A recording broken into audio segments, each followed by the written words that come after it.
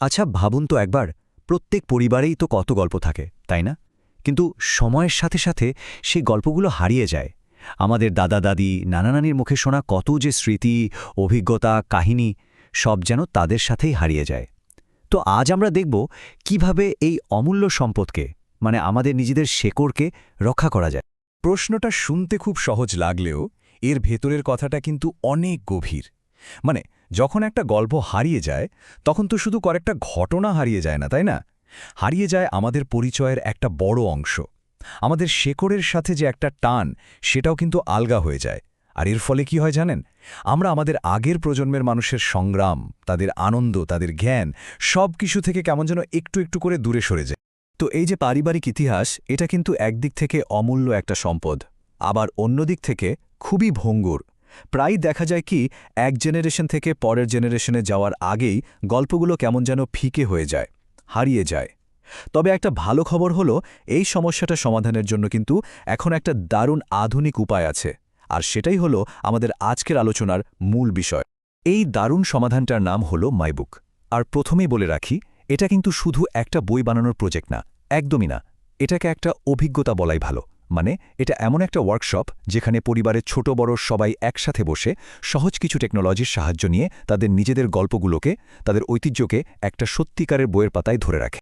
আসলে মাইবুকের আসল মজাটা কিন্তু বইটা লেখার মধ্যে নয়, বরং পুরো পরিবার মিলে একসাথে বসে যে বইটা তৈরি করে সেই পুরো জার্নিটাই হলো আসল। এই যে একসাথে কাজ করা, গল্প শোনা, হাসা, এই পুরো প্রক্রিয়ার মধ্যে দিয়ে পরিবারের মানুষগুলো একে অপরের সাথে যেন নতুন করে চিনতে পারে, আর তাদের নিজেদের মধ্যেকার সম্পর্কটাও অনেক বেশি গভীর হয়ে ওঠে। আর মাইবুকের সবচেয়ে ইন্টারেস্টিং ব্যাপারটা কি জানেন? এটা কিন্তু সব পরিবারের জন্য একরকম নয়। মানে এটা বোঝে যে প্রত্যেকটা পরিবার আলাদা, তাদের গল্প আলাদা, তাদের পরিস্থিতিও আলাদা। তাই মাইবুক সবাইকে একটা অপশন দেয়, দুটো আলাদা পথ থেকে তাদের নিজেদের সুবিধামতো একটা পথ বেছে নেওয়ার সুযোগ করে দেয়। তো চলুন এবার তাহলে দেখে নেওয়া যাক এই দুটো আলাদা পথ আসলে কি আর এগুলো কিভাবে কাজ করে। দেখুন, দুটোর মধ্যে মূল পার্থক্যটা কিন্তু বেশ সহজ। ট্র্যাক এতে গল্পের মূল চালক থাকেন বাড়ির সবচেয়ে সিনিয়র সদস্য, মানে মুরব্বী যিনি আছেন তিনি। বাকিরা তাকে সাহায্য করে। আর ট্র্যাক বি হল পুরো একটা টিম ওয়ার্ক। এখানে পরিবারের সবাই মিলে একদম শুরু থেকে শেষ পর্যন্ত একসাথে কাজটা করে। আচ্ছা, তাহলে তো মূল আইডিয়াটা পাওয়া গেল। এবার চলুন একটু গভীরে যাই, দেখি এই দুটো পথের প্রত্যেকটা ধাপে ঠিক কি কি হয় আর কিভাবে একটা পরিবার তাদের গল্পগুলোকে জীবন্ত করে তোলে। শুরু করছি ট্র্যাক এ দিয়ে। এর মূল আইডিয়াটা হলো, আমি আমার গল্প বলি, আমার পরিবার শোনে এবং প্রতিক্রিয়া জানায়। বুঝতেই পারছেন, এখানে সবচেয়ে বেশি গুরুত্ব দেয়া হয় বাড়ির বয়োজ্যেষ্ঠ সদস্যের কথার উপর, তার গল্প বলার স্বাধীনতার উপর। আর পরিবারের বাকিরা, তারা থাকে একজন ভালো শ্রোতা আর সাপোর্টারের ভূমিকায়। এই ট্র্যাকের ধাপগুলো কিন্তু একদম সহজ। প্রথমে বয়োজ্যেষ্ঠ সদস্য বলেন যে তিনি কেন এই বইটা তৈরি করতে চান। এরপর খুব সাধারণ কিছু টুল ব্যবহার করে তিনি তার গল্পটা নিজের মতো করে রেকর্ড করেন। আর তারপর একটা নির্দিষ্ট সময়ে এসে, যেমন একটা প্রিভিউ সার্কেলের আয়োজন করে, তিনি পরিবারের সবাইকে তার গল্পের জগতে আমন্ত্রণ জানান। পুরো ব্যাপারটা খুব গোছানো আর খুবই আন্তরিক একটা প্রক্রিয়া। তো এটা গেল ট্র্যাক এ এর কথা। এবার আসি ট্র্যাক বিতে। এর মূল মন্ত্রটা হলো, আমরা আমাদের মাইবুক একসাথে তৈরি করি।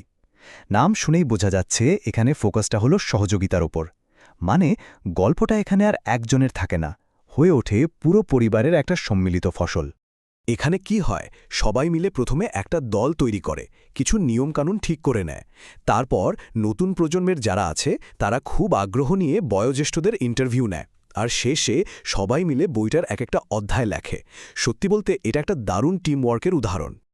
এখন প্রশ্ন আসতে পারে, এত সবের মধ্যে টেকনোলজির ভূমিকাটা ঠিক কি? ভয় পাওয়ার কিছু নেই।